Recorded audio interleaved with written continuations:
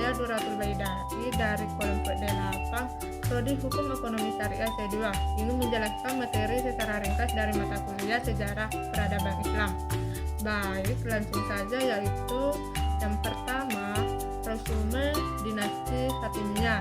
Sejarah kemunculan dinasti Fatimiyah ini muncul pada tahun 296 Hijriah di Afrika, dipimpin oleh Ubaidillah, keturunan Nabi Muhammad SAW. Dikenal awalnya sebagai dinasti Ubaidiyah. Abdullah As-Sisi, pendukung setia keturunan Ismail, memainkan peran penting dalam berdirinya dinasti ini. Propagandis ulung yang mempengaruhi suku Berber di Afrika Utara, terutama suku Khitama dinasti Fatimiyah. Satu-satunya dinasti Syiah bersaing dan berkonflik dengan dinasti Sunni Abbasiyah di Baghdad. Keduanya berusaha memperluas wilayah serta pengaruhnya.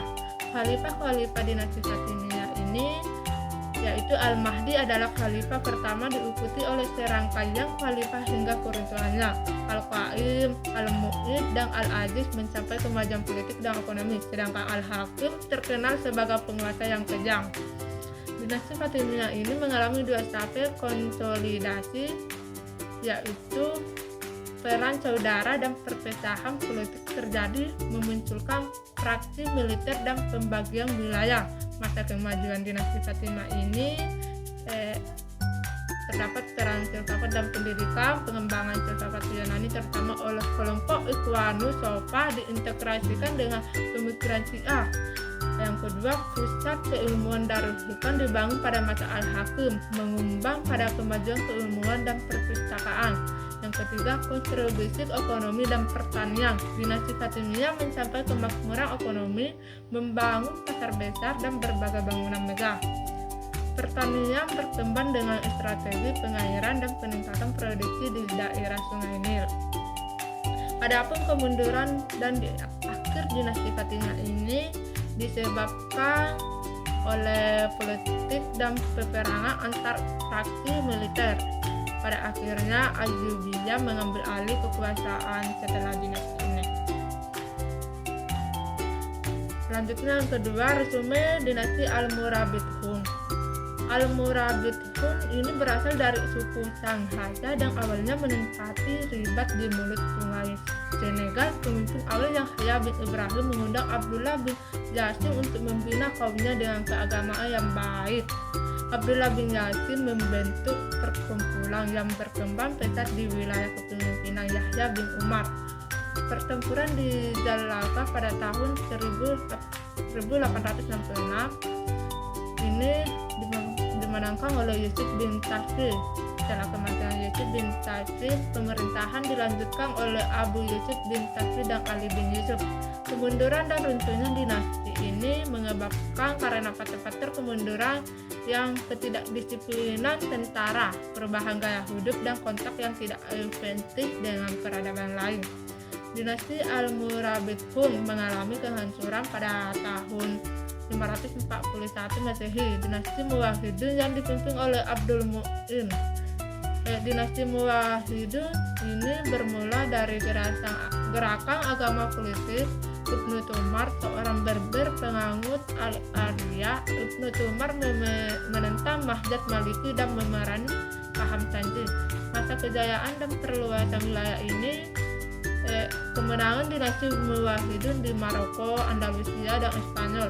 Abdul Al-Mukmin bin Ali dan Abu Yakub Yusuf bin Abdul Mukmin berhasil merebut daerah-daerah penting. Kemunduran dan keruntuhan dinasti Muwahhidun ini karena kondisi buruk setelah kematian Muhammad al-Nasir, pemimpin terakhir yang kuat. Faktor-faktor kemunduran melibatkan perebutan tahta, kelemahan kontrol terhadap penguasa daerah, dan pecahnya disiplin, pemberontakan di Maghrib dan Spanyol, dan adanya perselisihan di dalam kelompok Muwahhidin sendiri. Dinasti Muwahhidin akhirnya hancur dan Bani Muslim menggantikannya di wilayah tersebut. Yang ketiga, resume perang salib.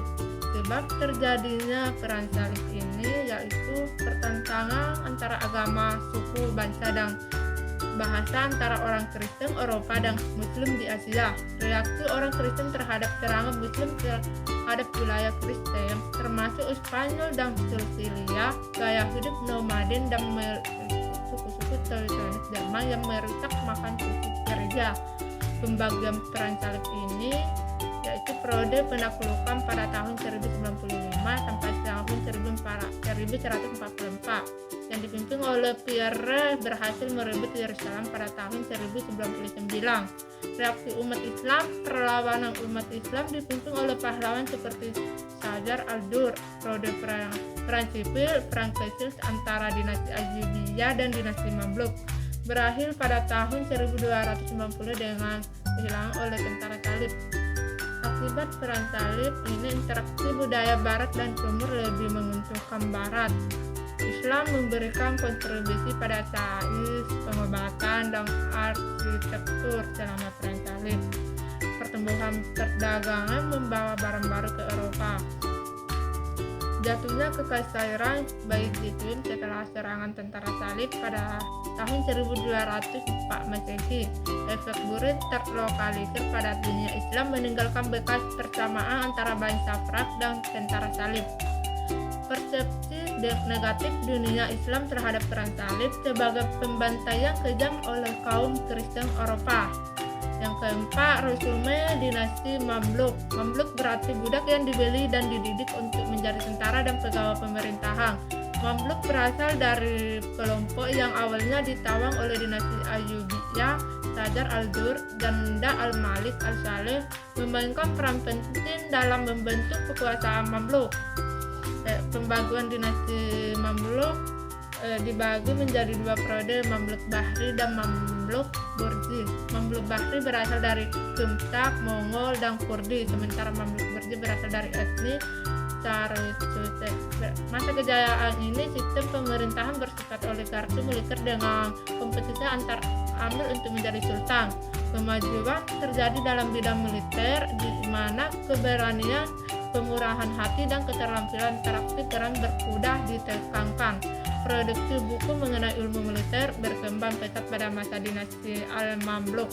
Dinasti Al-Mamluk mengembang pada keemasan Islam melalui berbagai kemajuan dalam bidang militer, ilmu pengetahuan, dan arsitektur. Puncak kejayaan terjadi pada masa Mamluk Bahri di bawah kepemimpinan Baibars, namun kemudian mengalami kemunduran dan keruntuhan. Kemunduran dan keruntuhan ini mulai terjadi saat transisi dari Mamluk Bahri ke Mamluk Burji pada tahun 1382.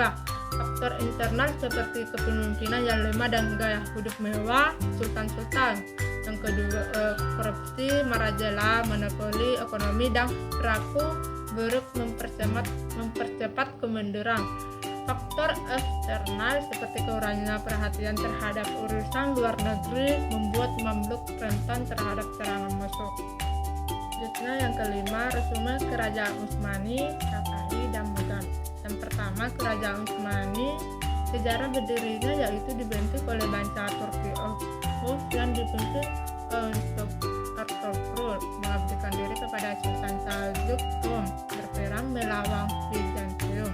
Utsman I menyatakan kemerdekaan setelah serangan Mongol dan menjadi pemimpin pertama. Para khalifah yaitu Utsman I hingga Sulaiman I Al-Kanuni. Kemajuannya dalam kekuatan militer di organisasi pada masa Sultan Kang, kemajuan dalam bidang kebudayaan pada abad ke-16, 17, dan 18. Puncak kegemilangan saat menaklukkan Konstantinopel pada tahun 1453 Masehi.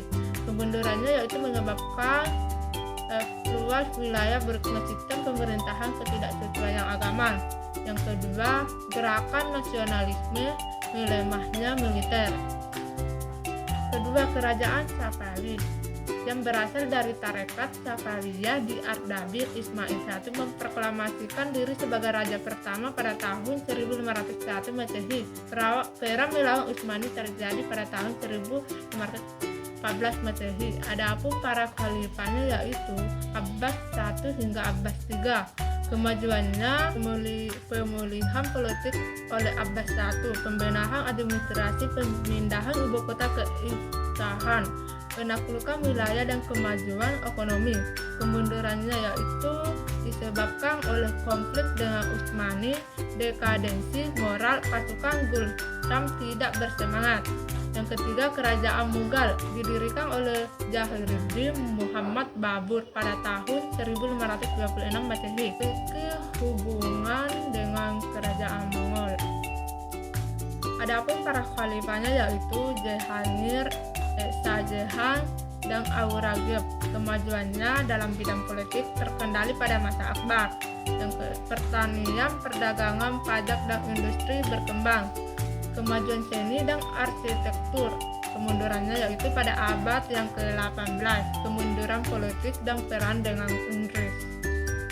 Dan terakhir, resume tentang Islam di Indonesia. Islam di Indonesia tumbuh sejak abad 7-8 Masehi, bersaing dengan kekuasaan Hindu, dengan Jawa, pedagang, dan mubalik, membentuk komunitas Islam, menyebarkan toleransi dan persamaan derajat. Kelemahan Sriwijaya dimanfaatkan oleh pedagang Muslim, mendorong munculnya kerajaan-kerajaan bercorak Islam seperti Samudra Pasai dan Malaka. Islam masuk ke Indonesia melalui jalur perdagangan di Selat Malaka dan Samudra, pernikahan, pendidikan, dan akulturasi budaya. Jalur pernikahan khususnya dengan saudagar kaya berperan penting dalam penyebaran Islam. Pedagang Muslim dan para dai memainkan peran kunci dalam menyebarkan Islam melalui jalur perdagangan dan pendidikan. Sebab-sebab Islam mudah diterima di masyarakat karena ajaran Islam disampaikan dengan cara sederhana, mudah dimengerti, dan tidak menakutkan. Islam menolak sistem kasta, mengatakan bahwa semua manusia sama di hadapan Allah Subhanahu wa taala. Akulturasi budaya termasuk melalui wayang membantu Islam diterima baik oleh masyarakat. Dengan demikian, perkembangan Islam di Indonesia ini dipengaruhi oleh faktor politik, perdagangan, pernikahan, pendidikan, dan akulturasi budaya. Ajaran Islam yang sederhana dan nilai-nilai egaliter menjadi faktor kunci dalam penerimaan agama ini oleh masyarakat setempat. Sekian dan terima kasih. Assalamualaikum warahmatullahi wabarakatuh.